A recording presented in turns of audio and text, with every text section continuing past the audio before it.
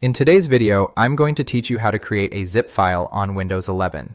If you want to combine several files or folders into one smaller, easier to share package, creating a zip file is one of the simplest ways to do it. This is especially useful when you're sending documents, organizing project files, or just trying to keep related items together in one place. Windows 11 has this feature built in, so you don't need to install any extra software. To begin, locate the files or folders you want to zip. You can do this either from File Explorer or directly from your desktop, depending on where your items are saved. Before moving forward, take a moment to confirm that everything you want included is visible and ready to be selected. This helps avoid leaving something out by mistake. Next, select all the items you want to include in the zip file. If you only want to choose certain files, hold down the Control key while clicking each one. This lets you select multiple specific items without grabbing everything in the folder. If the files are grouped closely together, you can also click and drag your mouse to draw a box around them.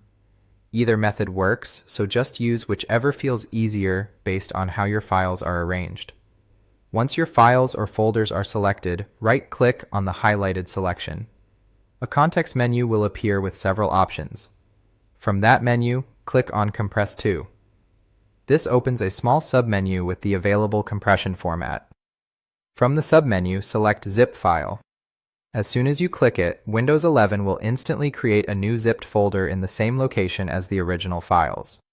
You'll notice it has a zipper icon, which makes it easy to recognize.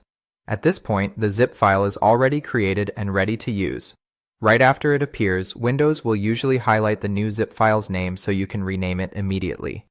Go ahead and type a clear, descriptive name that will help you identify it later, especially if you plan to upload it, email it, or store it for future use. When you're done, press Enter to save the new name, and that's all it takes to create a zip file on Windows 11. It's a quick built-in tool that can save space, reduce clutter, and make sharing multiple items much more convenient.